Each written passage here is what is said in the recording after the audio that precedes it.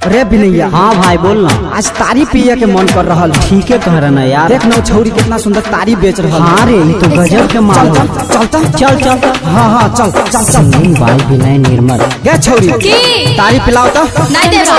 नहीं दही पियाबे का पर तो आज नहीं तो तोरा बाबू के कह देबो। जो कह दे पियला के बाद तू गुंडागिरी करेला। पिला दे पूरा दाम दे देबो। ना देबो रे छौड़ा। नहीं पिले भी तो ले सुन। हाँ सुनाओ। अच्छा ले लेबो हम नगद नहीं उधारी लेबोगे। अच्छा लेबो हम नगद नहीं उधारी लेबोगे। छौरी तारी नहीं पीले बही का गाड़ी देबोगे। छौरी तारी नहीं पीले बही का गाड़ी देबोगे। अच्छा लेबो हम नगद नहीं उधारी लेबोगे। छौरी लेबो हम नगद नहीं उधारी लेबोगे। छौरी तारी नहीं पीले बही का गाड़ी देबोगे। छौरी तारी नहीं पीले बही का गाड़ी देबोगे। पक्का बेचरा में ही दे दे। नहीं देबो। अरे दे दे तनके से बहुत मन करे पिए के। मारब लबनिया से भागा ही दे। बड़ी आस लेके लोगे छौरी याद है तनिए सा। अरे ना देबो। ये राइटर राजेश। हाँ भाई तू कह के देखता। आगे छोड़ी दे दही माया नहीं लगा हो। ना देबो रे छौड़ा। हमर दुख नहीं बुझबी पिया देना तनके साथ। अरे ना देबो।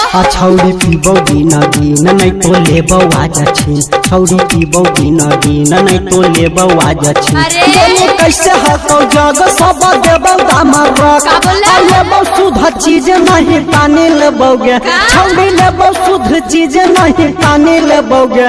छौड़ी तारी नहीं पीले बही का गाड़ी देबोगे। छौड़ी तारी नहीं पीले बही का गाड़ी देबो। पिला दे। आदत सुधार ले। देख दिमाग हमर सुबह से टेंशन में हो। माल हमर छोड़ देले हो। तारी हमरा पिया दे। बाप माई के नाम पर खराब कर। जो तेरी माँ का फिल्म ही किने फिल्म लाओ। अरे ना देबो। पिला देने तो आज मलवा वाला गुस्सा सब तोरे पे उतार देबो। लाओ तोरे ऐसा ढेर देखनिया। कहौ निरमल बिनय जानी कर नय नय। कहौ निरमल बिनय जानी कर नय नय। नहीं तो रमेश मधुबनिया लगाई देतो बन। हैप्पी चौहान रस गाड़ी लेतोगे। हैप्पी चौहान रस गाड़ी लेतोगे। छौड़ी तारी नहीं पीले बही का गाड़ी देबोगे। छौड़ी तारी नहीं पीले बही का गाड़ी देबोगे।